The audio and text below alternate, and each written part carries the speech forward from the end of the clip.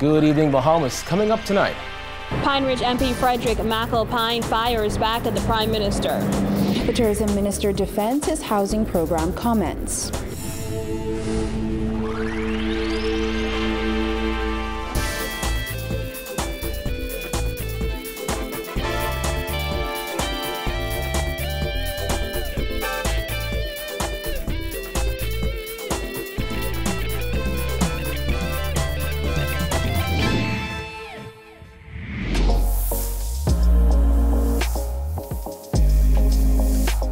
Our News is brought to you by Alive.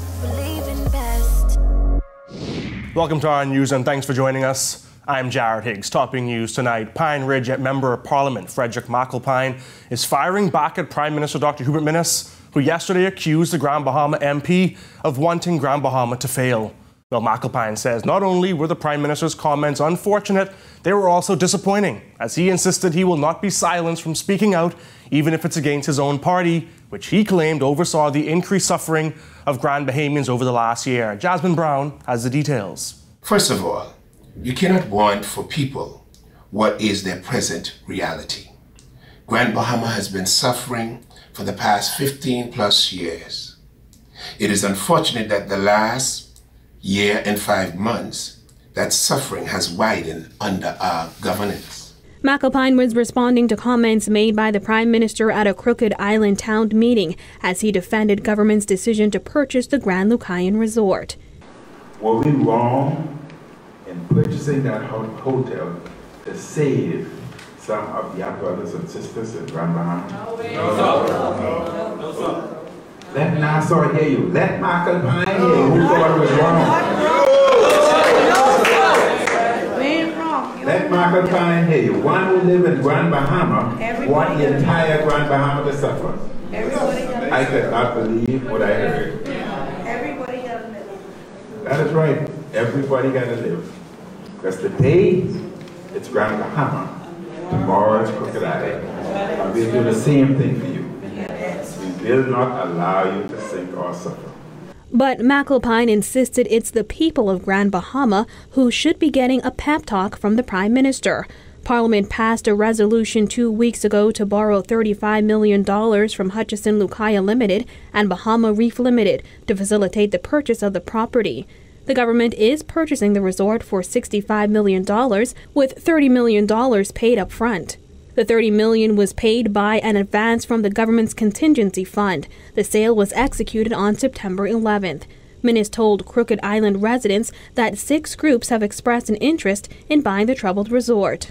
Before the sale was formalized, McAlpine expressed grave concern over the matter. Today he insisted that, like every other Grand Bahamian, he wants to see the government succeed in revitalizing the island's ailing economy. I do want to see good for Grand Bahama, and I'm always at the disposal of the Prime Minister. If he wishes to talk with me, I'm a biblical man. You don't go in the presence of the king unless he sends for you. So if the Prime Minister sends for me, I'm always willing and able to speak to the Prime Minister on any issue and any matter as it relates to the people of Grand Bahama or the Commonwealth of the Bahamas. As for his current standing in the party, the Pine Ridge MP says it's not strained on his end as he has become accustomed to the attacks. I guess I've become immune to this kind of thing in politics now. I didn't feel attacked, perhaps a little disappointed.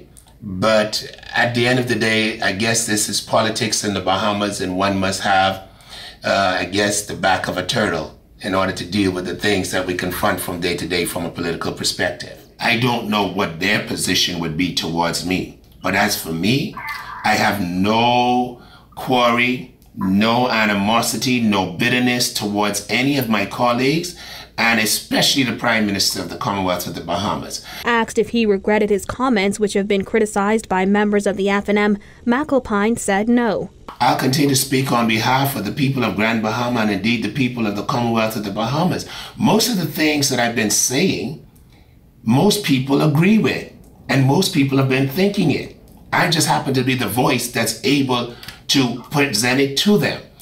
What has to happen, Jasmine, is people must recognize when you have 35 members of parliament, that could be intoxicating power. That somebody has to be the balance and say, hold on now, I hear this side. but have you observed this side, this view, this perspective? And that's all I'm trying to do, be the voice of the people and the conscience of the people while serving in governance. Now, while McAlpine continues to bump heads with the party's leadership, he says he has not lost faith in the Free National Movement. Reporting for our news, I'm Jasmine Brown.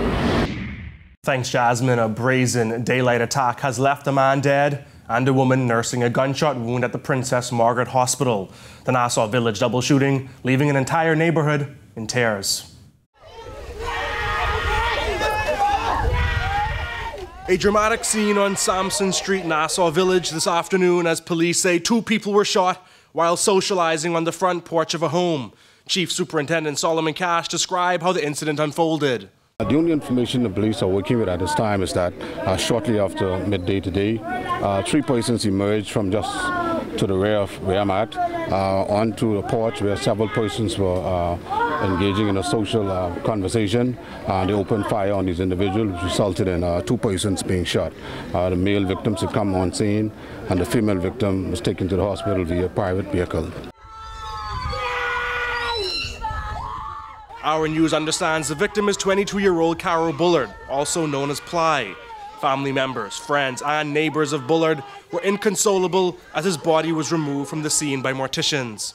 Cash was unable to say what the motive was for the attack, nor whether the victim was known to police. Our news understands that the woman who was shot was hit in the leg and is currently in stable condition at Princess Margaret Hospital. This area is considered to be one of those hotspot areas and is being heavily monitored by our operational units. Carol's grandmother, who arrived on scene while police were investigating, says she was called from work with the news that her grandson had been killed.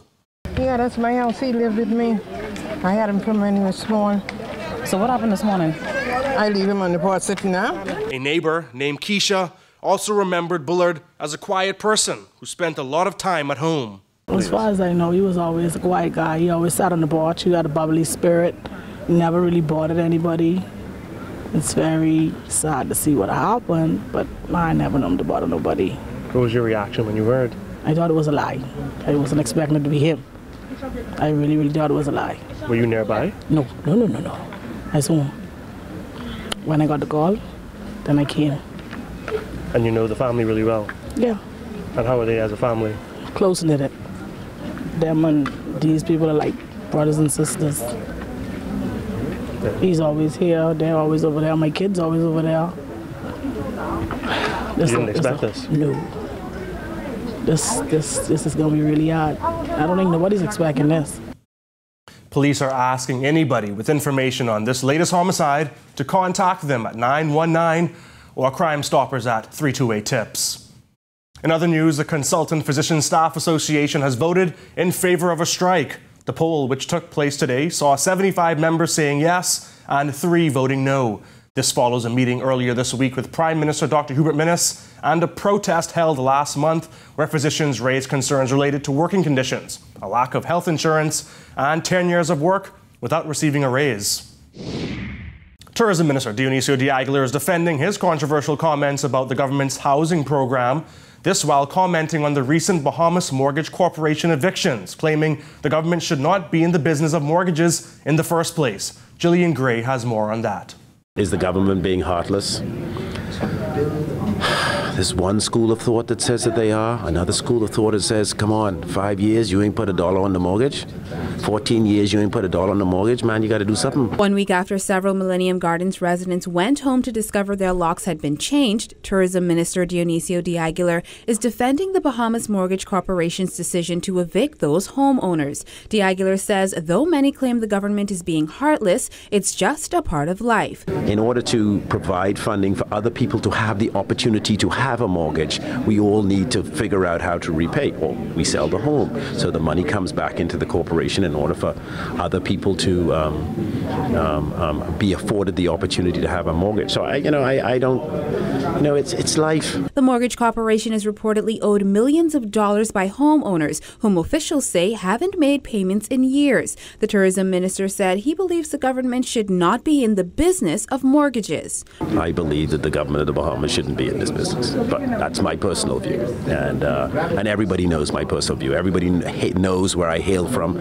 that you know the business of lending money and providing mortgages is best left in the hands of the people that know how to do that. Now, if the government wants to help, it should use the banks as a mechanism. Okay, so we guarantee a portion of the loan, or we assist with a certain portion of the loan in order to reduce the down payment or to affect the interest rate, whatever. You can help in other ways, but once you get into that business, it ends up where we are. D'Aguilar also defended these comments he made back in September in response to reports that very few people had qualified for the government's housing program. Generally, to buy a home, you need 2 incomes.